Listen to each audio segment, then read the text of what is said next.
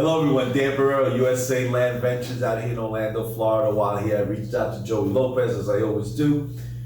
Interesting person. Joey and I have been doing business with each other since 2011, Joey. 2011. First time we met, we were negotiating against each other on a short sale on a 3-bedroom, 2-bath in Sand Lake Private Residence.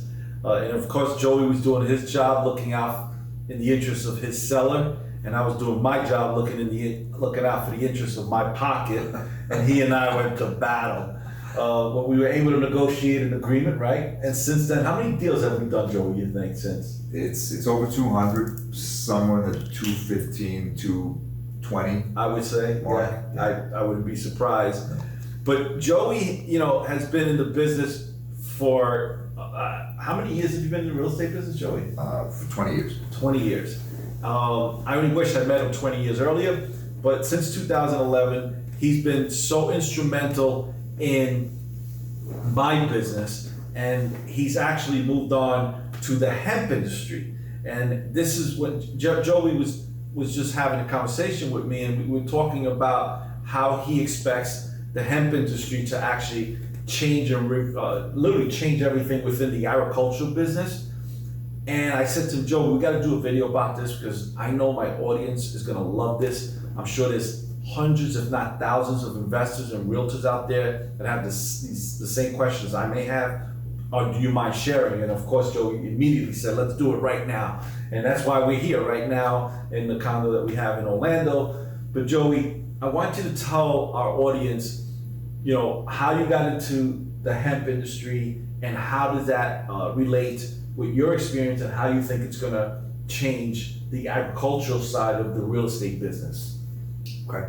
Well, got into the hemp industry like everybody else. The biggest trending medicinal product or nutritional product right now is CBD, cannabidiol, actually. And so manufactured packaged products of cannabidiol or CBD are a very, very big wholesale and retail product right now. It's opening up new categories across, health and wellness, across nutritional, across medical or pharmaceutical. And so that's why I initially got in. I was hired as a sales manager for our group. But now we're going into the next level in New York State.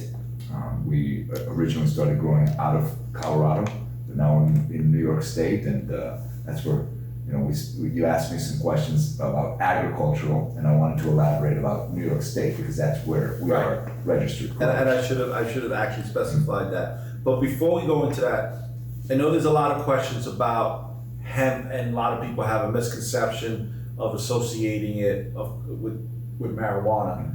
Can you tell our audience what the difference is and why they shouldn't associate it, or should they? Well, first of all, hemp is one species of cannabis. Okay. In our opportunity, hemp or U.S. industrial hemp is Cannabis sativa L. What does that mean? That means that it is a species of cannabis that has up to a legal limit of 0.3% THC. THC is a compound of the plant that people refer to as marijuana. Marijuana actually has nothing to do with actual definitions of cannabis strains, but it's very cultural, and people spoke about marijuana as THC. So hemp it's a species of cannabis. However, it is not marijuana that you mentioned. Right. So now that we've gotten that clear, tell me how you think the hemp industry in itself, because like for instance, I know the farmers themselves have had a lot of difficulties for many years, right? And as a result of that, they get a lot of subsidies from the government. And I know you and I have been speaking, and maybe we should elaborate the 3 major crops that they depend on. But how do you think the profit margin, how much higher is it with hemp versus the three major crops that are grown within the United States, and how is that going to affect the value of the properties that they own? Yeah, okay. So as you hit on a very important topic, which was cash crops. This last year, 2018, our 2018 Farm Bill was signed by our current president. It was a bipartisan decision. Nobody could get in the way of that decision anymore because of those cash crops and because of the necessity to subsidize so much to keep those cash crops alive or competitive on a global market. Right. The Farm Bill gave way to hemp being grown in the United States as a cash crop, in comparison to our three other main cash crops that exist where we're supposed to be competitive on a global level. That's corn, soybean, and wheat. Giving hemp a chance at becoming a cash crop in the United States was extremely important. It was extremely timely, as we see what's going on between us and China and other major producers of agricultural goods.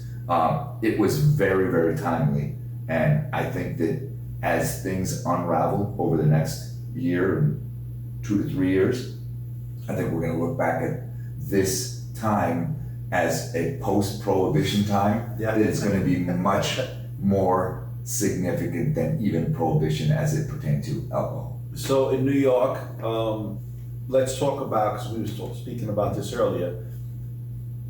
If you're a farmer, what regulations do you have to comply with? One, to be able to grow hemp. What are the cost factors, and what is the time frame you think it's going to take for any farmer to get to those regulations? And how do you think it's going to affect the price of the land for investors, or should investors be getting it now or waiting until later? As far as purchasing the land for the hemp crops. Let's speak specific to New York State, because that's what the Farm Bill did. It made hemp and hemp products legal across all state lines in the United States, but it also gave self-sovereign decision-making to each state. And so there are still 3 states in the United States that are still anti-hemp. That's Nebraska, North Dakota, and South Dakota. Everyone else has some type of acceptance and will be creating their own what's called pilot programs. And that's what you're talking about as far as regulations and how farmers or landowners do get at some point their land to grow or certified to grow hemp. They are baby steps. In New York State, we do have what's called a pilot program. And so over the next couple of years, that is going to be opening up more and more. But right now, there are approximately 300 certified growers in New York State. We are one of them. It's not easy. The application process is rigorous, as you can probably imagine. Of course it is. Yes. And yet, once again, it is still the beginning. So nobody knows where this is going, but it will have a lot to do with profitability. Which is what we're always concerned with, right? Right. Return on investment. Yeah. But again, if you were talking to any real estate investor out there, would you recommend buying agricultural land? Well, in specific areas, I'm assuming that hemp is allowed to be grown in. Do you recommend it, or do you say, let's take a step back and wait and see? What's your opinion on that?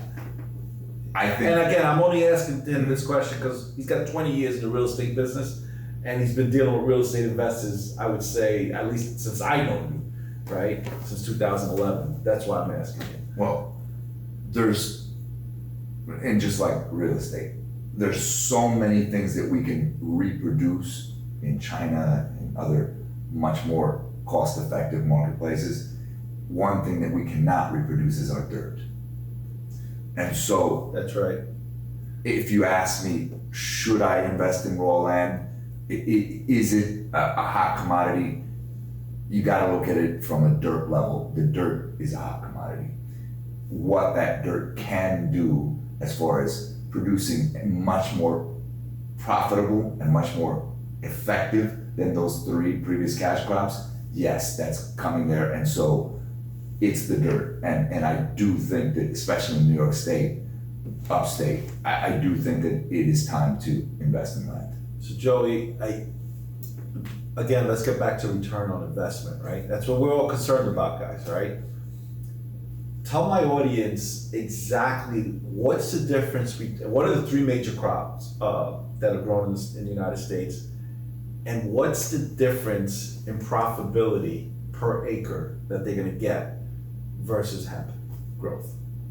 I can tell you, and it's gonna almost sound fictitious. Right now, corn, wheat, and soybean, on average, their profit per acre is between $500 and $750. Guys, 500 and 750 per acre. Now, what is it per Profit per on hemp? those 3 cash crops. Hemp, because of the compounds in cannabinoids or phytocannabinoids and what that pertains, as that translates to medicinal products, which are big right now, hemp can be as profitable as $30,000 to $35,000 per acre. I can't even figure out the difference in percentage right off the top of my head, but you don't have to be a mathematician to see the numbers, right? And again, I don't know what else to ask you, but if there is anything else that you think my audience should know, please tell us.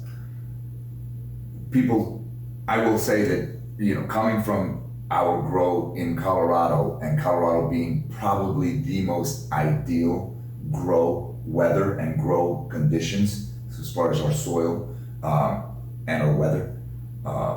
And so somebody will say, well, how New York State, how Iowa, how Michigan, how Minnesota?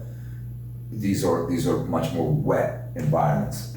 The plants, we have not even touched on these species, and there's species for every condition throughout the United States. So there will be coming species for New York State. There are some species and strains that are specific to New York State that are going to thrive, that are thriving right now in greenhouses, albeit, but will soon be grown open air. And those plants will be just as profitable, just as medicinal as far as what they output in phytocannabinoids, and yet they will be specific to our dirt and our weather in New York State. There you guys have it. I mean, it's always been my experience, and Joey can testify to this. We always looked, my brother and I have always looked for where the next turn is in the industry, and in order to know where that next turn is, and Joey will tell you by experience with dealing with me, I'm constantly reading, I'm constantly trying to be ahead of the game, I'm constantly looking for what's changing in the market, and this is extremely interesting to me. Can I tell you if I'm going to be investing upstate New York? I don't know yet. Can I tell you if I'm going to be investigating it? Absolutely I am. And most importantly, I'm going to be investigating it because I trust Joey so much. He's never guided me wrong in the past. I'm sad to lose him to the hemp industry though, because he's made me a lot of money on this side of the business. But again, if you ever want to get in touch with Joey, just give me a call. My number is 347-386-7097, or send me a private message. I'll be more than happy to give Joey's number. Joey, I'm sure you don't have any problems talking to any of these people, right? None whatsoever. Again, any questions for Joey, just reach out to us. And thank you for listening. Have a wonderful night. Great evening.